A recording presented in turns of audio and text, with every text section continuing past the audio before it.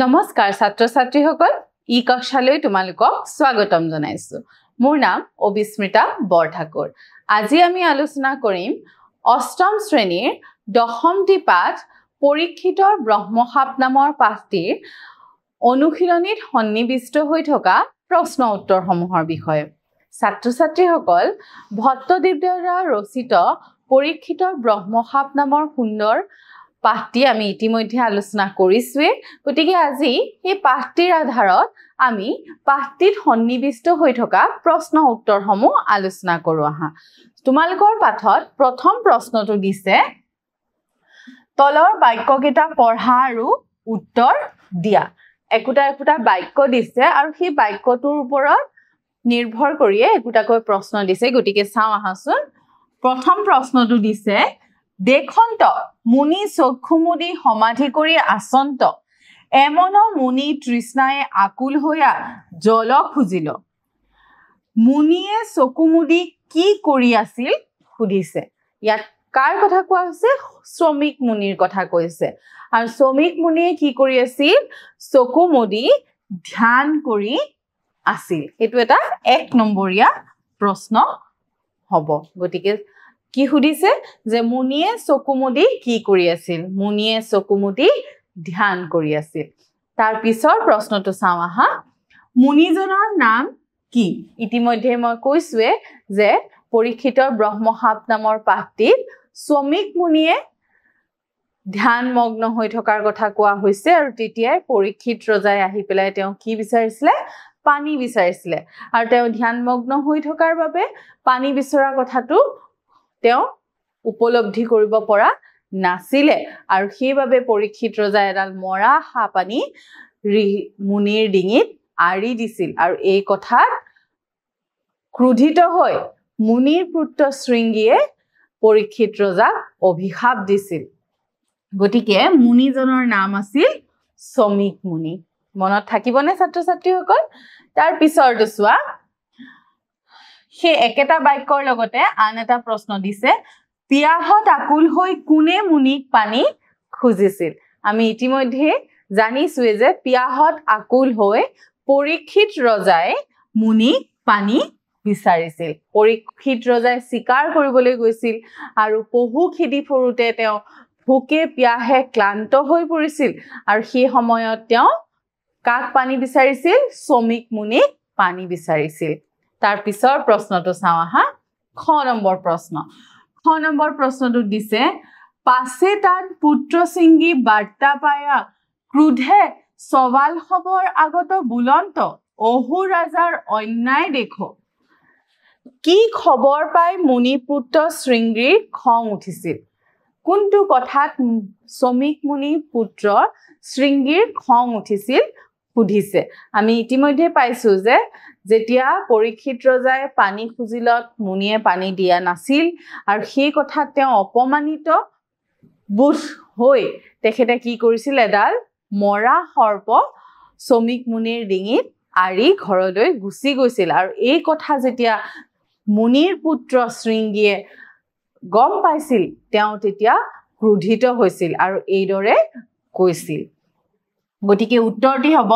ৰজা পৰীক্ষিতে ধ্যানত মগ্ন হৈ থকা পিতৃ শ্ৰমিক মুনি পানী বিচাৰোতে মুনিয়ে তেওঁক অৱজ্ঞা কৰিছে বুলি ভাবি ৰজাই মুনিৰ ডিঙিত মৃত সাপ এডাল তুলি আনি আৰি দিয়াৰ খবৰ পাই মুনি পুত্ৰ শৃংগীৰ খং উঠিছিল গতিকে এই কথাটোতে শৃংগীৰ খং উঠিছিল যে দেউতাকক অপমানিত কৰাৰ বাবে বা এটা মৰা সৰ্প ডিঙিত আৰি দিয়াৰ বাবে পুত্ৰ শৃংগীৰ খং উঠিছিল তাৰ পিছৰ প্ৰশ্নটো চাও হা ৰজাই কি অন্যায় কৰাৰ কথা কৈছে ইয়াত শৃংগীয়ে ৰজাই কি অন্যায় কৰাৰ কথা কৈছে ৰজাই ধ্যানত মগ্ন হৈ থকা শ্ৰমিক মুনিক গাত মৃত সাপ এডাল তুলি আনি আৰি দি অন্যায় কৰাৰ কথা কৈছে গতিকে এইদৰে যে পৰীক্ষিত ৰজাই অপমানিত হৈছো বুলি ভাবি পেলাই ধ্যানত মগ্ন হৈ থকা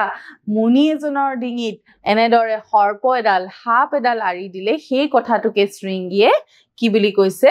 অন্যায় কৰিছে বুলি কৈছে তাৰ পিছৰ প্ৰশ্নটো চাও আহা গ প্ৰশ্নটোত আছে আজি মই দণ্ডিবু মোৰ বল দেখ এহি বুলি কৌশিকী জলত আচন্ত কৰি ৰজাক সপ্ত দিনত তক্ষকে দংশুক বুলি শাপ দিলা গতিকে আমি ইতিমধ্যে পাঠটি পঢ়োতে গম পাইছোৱে যে যেতিয়া পিতৃৰ ডিঙিত এডাল মৰা সৰ্প ৰজা পৰীক্ষিতে আৰি দিছে বুলি গম পাইছিলে তেতিয়া খঙত টিঙিৰি তোলা হৈ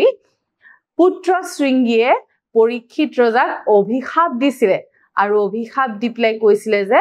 7 দিনৰ ভিতৰত তক্ষক নামৰ এডাল সাপে তেওঁক দংশন কৰিব আৰু এই দংশনৰ ফলত তেওঁৰ মৃত্যু হ'ব বুলি তেওঁ অভিশাপ দিছিলে গতিকে উক্ত কথাফাকি কোনে কৈছিল আৰু কিয় কৈছিল গতিকে এই যে আমি বাক্যশাৰী পালো আজি মই দণ্ডিবু মানে আজি মই দণ্ড দিম মোৰ বল দেখ মোৰ শক্তি চোৱা এহি বুলি কৌশিকী জলত আচন্ত কৰি ৰজাক সপ্ত দিনত তক্ষকে দংশুক বুলি শাপ দিলা এই বুলি তেওঁ কি দিলে অভিশাপ দিলে এই উক্ত বাক্যশাৰী কোনে কৈছিল আৰু কিয় কৈছিল সুধিছে গতিকে উত্তৰটি চাওঁ হা উক্ত কথাফাকি শ্ৰমিক মুনিৰ পুত্ৰ শৃংগীয়ে কৈছিল হয়নে যেহেতুকে তেওঁৱে অভিশাপ দিছিলে এই কথাষাৰ তেওঁৱে কৈছিলে যেতিয়া শৃংগী এই কথা জানিব পাৰিছিল যে ৰজা পৰীক্ষিতে শ্ৰমিক মুনি ডিঙিত মৃত সাপ আৰি দিছিল তেতিয়া খঙত অগ্নিশৰ্মা হৈ শৃংগী এইদৰে কৈছিল আৰু এইদৰে তেওঁ অভিশাপ দিছিল ৰজা পৰীক্ষিতক তাৰ পিছৰটো চাওঁ হা শৃংগীয়ে কৌশিকী জলত গা ধুই ৰজাক কি বুলি অভিশাপ দিছিল ইতিমধ্যে মই কৈছোৱে যে তেওঁ কি বুলি অভিশাপ দিছিল যে তক্ষক নামৰ এডাল সাপে 7 দিনৰ ভিতৰত পৰীক্ষিত ৰজাক দংশন কৰিব বুলি অভিশাপ দিছিল শৃংগীয়ে কৌশিকী জলত গা ধুই ৰজাক 7 দিনৰ পাছত তক্ষক নামৰ সাপে দংশন কৰিব বুলি অভিশাপ দিছিল গতিকে এইদৰে শৃংগীয়ে খঙত পৰীক্ষিত ৰজাক অভিশাপ দিছিল তাৰ পিছৰ প্ৰশ্নটো চাওঁ আহা ঘ প্ৰশ্নটো দিয়া হৈছে অহু দুষ্ট পুত্ৰ কি অন্যায় কৰিলি এইদৰে কোনে কৈছিলে শ্ৰমিক মুনিয়ে কৰিছিলে যেতিয়া শৃংগীয়ে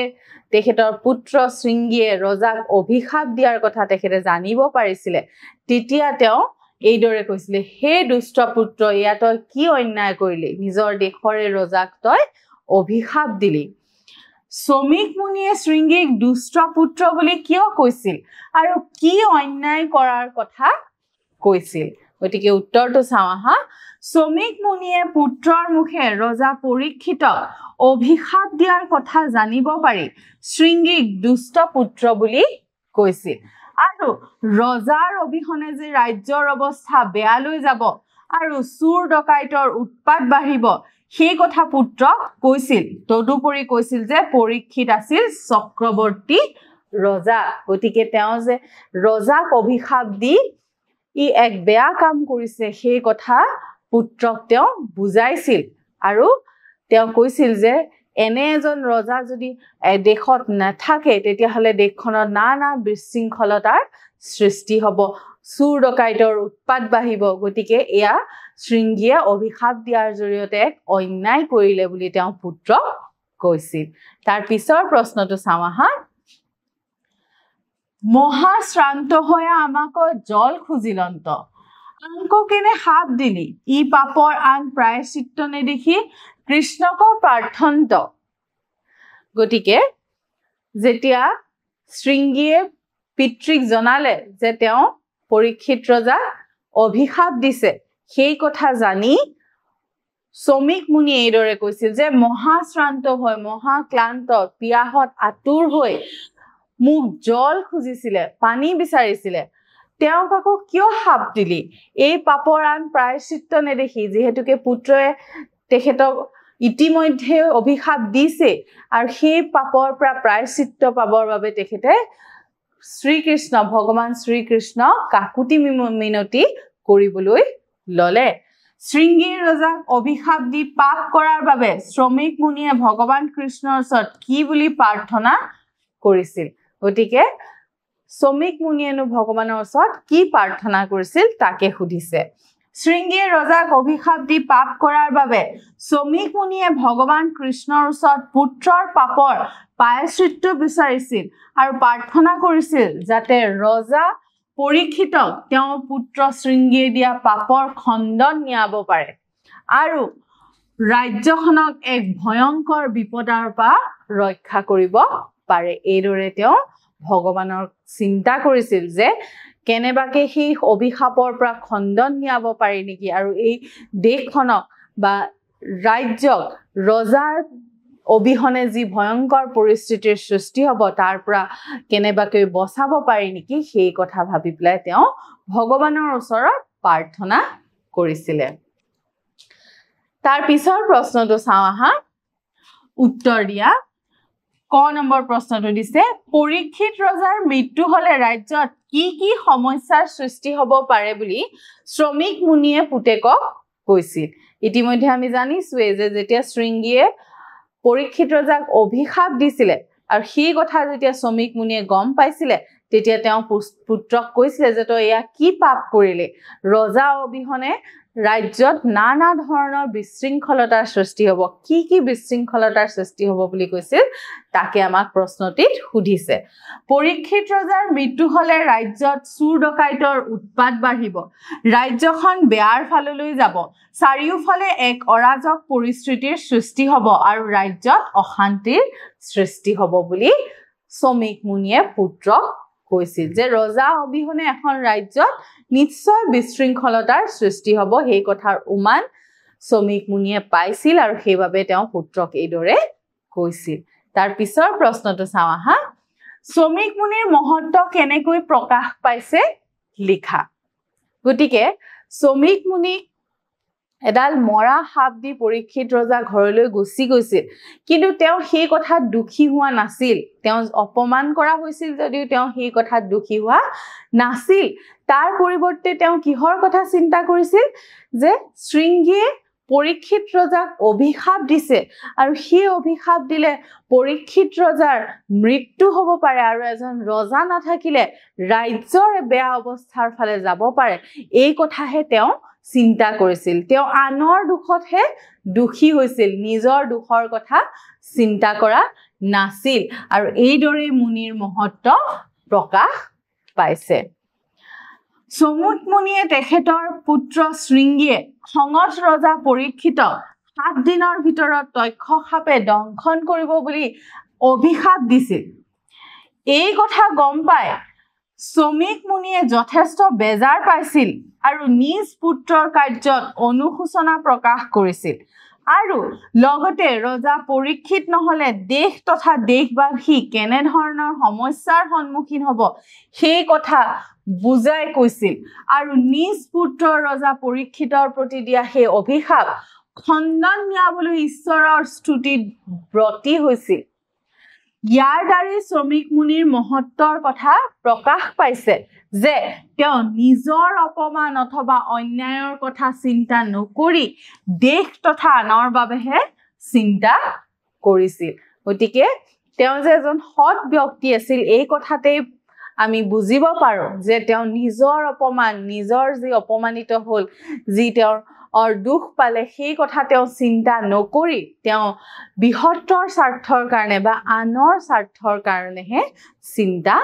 কৰিছে এইদৰে শ্ৰমিক মুনিৰ মহত্ব প্ৰকাশ পাইছে এবাৰ আমি শেষৰ প্ৰশ্নটোৰ ফালে যাওঁ আহা পৰীক্ষিতৰ ব্ৰহ্মসাপ নামৰ পাঠটোৰ পৰা তুলি দিয়া বাক্য কেইটা আধুনিক অসমীয়া গদ্য ৰূপত লিখা গতিকে আধুনিক অসমীয়া গদ্য ৰূপত লিখিবলৈ কৈছে কেইটামান বাক্য আমাৰ পাঠৰ পৰা তুলি দিছে প্ৰথমে এটা উদাহৰণ দি দিছে